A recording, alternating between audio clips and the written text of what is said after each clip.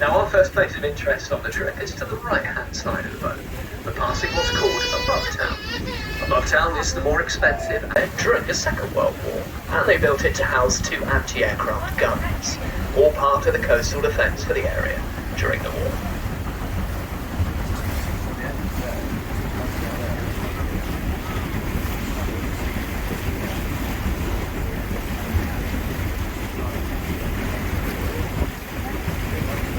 Now we are just briefly heading out into the English Channel ahead of us. It is lovely and flat calm here today.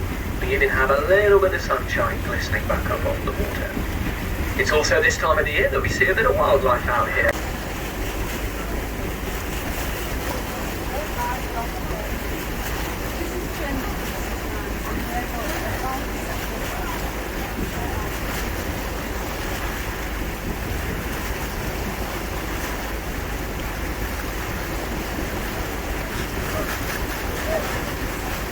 Well, now that we've turned, on the right-hand side of the boat we have another castle. This is the Kingswear Castle, which is of course where this vessel takes its name from. Kingswear Castle was built there in 1501. Back in that day, the mouth of the River Here was very well guarded by the Dartmouth and Kingswear Castles against enemy invasion. Today, the Kingswear Castle is owned by the Landmark Trust, which is a company that buys up old stately homes and castles like this, and then converts them into holiday homes. It helps to pay for their upkeep, because these old buildings are really expensive to upkeep. But if you fancy playing King and Queen for a week, there's your castle. Now,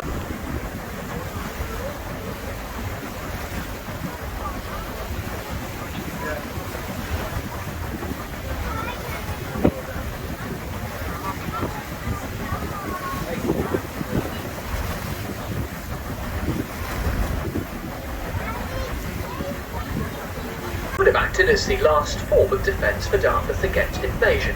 If the old enemy ships had snuck past the cannons back at the Dartmouth and Kingswear castles, they'd been picked off by the cannons used there at Bayard's Castle.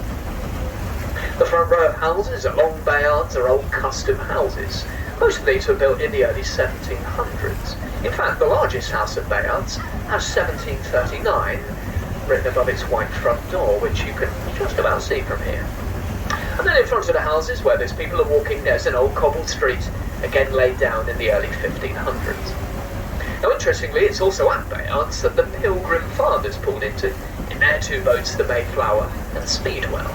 This was back in 1620, and you may remember that the Pilgrim Fathers were people going from England to basically discover America as we know it today. They stopped here for about a week on their voyage.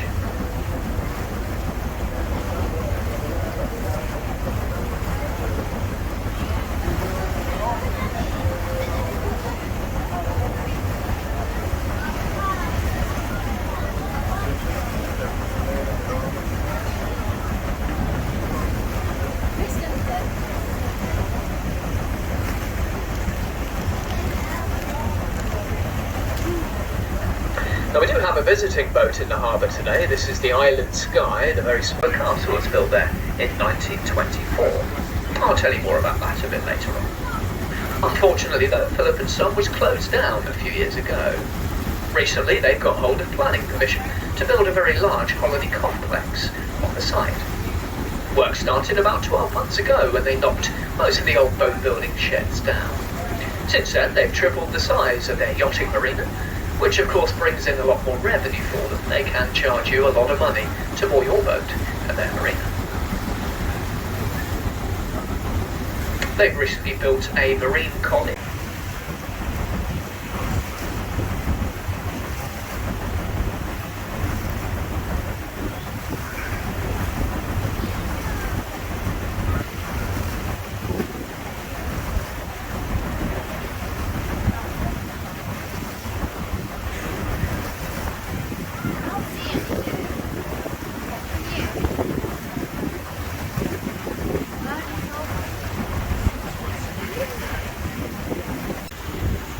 Now when Brunel built the viaduct there, he wanted to build it across the river and run his train track into Dartmouth. Dartmouth was a much more popular destination than Kingswear. But at the time there was very fierce opposition to his plans by the local landowners. They didn't really want to sell him their land, so a special act of Parliament was introduced to stop Brunel from building a bridge across this river. Brunel, though, was so sure he'd get permission for his viaduct that he went ahead and built a train station down in Dartmouth before he got permission. Or didn't, as it turned out.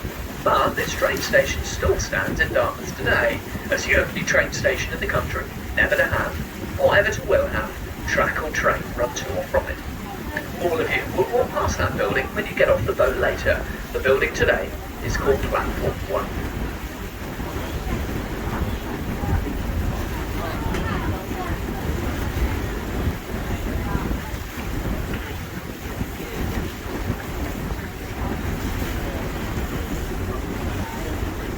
Steamer Preservation Society, who only paid £600 for the boat, incredibly, but they sent it to run on the River Medway up in Kent, which is where she ran until 2012. It was then that this company stepped in and brought the boat back here to its home river.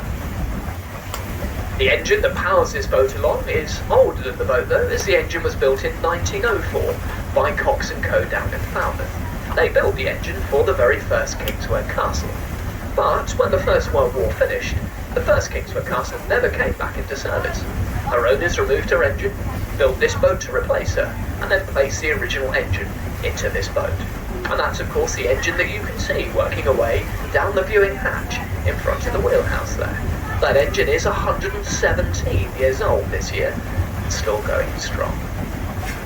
Now the Kingswear Castle that you're all sat on today is Britain's last remaining coal-fired paddle steamer. We burn half a ton of Welsh coal every single day.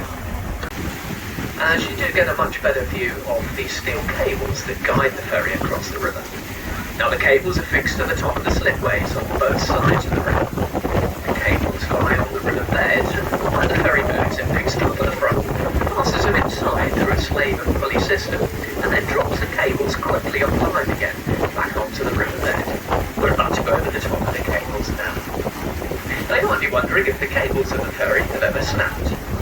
Well, they haven't with this new ferry, but they did several times with the old paddle-driven ferry that I mentioned earlier.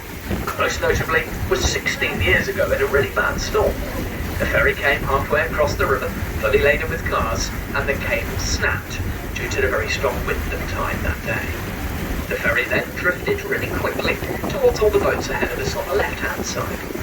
Now, of course, the ferry had absolutely no steering at all, so it was in a spot of bother. But thankfully, there was a quick-thinking young deckhand aboard that day who quickly chucked the anchor over the side of the ferry.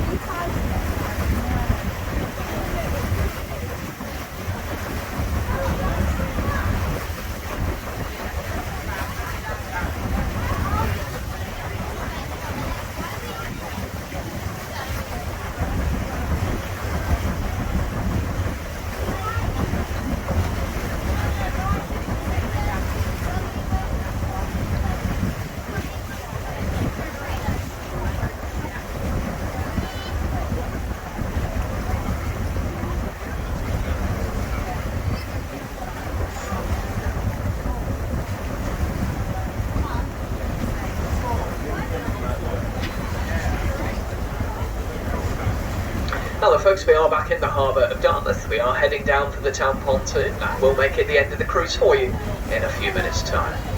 If you could please remain seated or at least hanging on to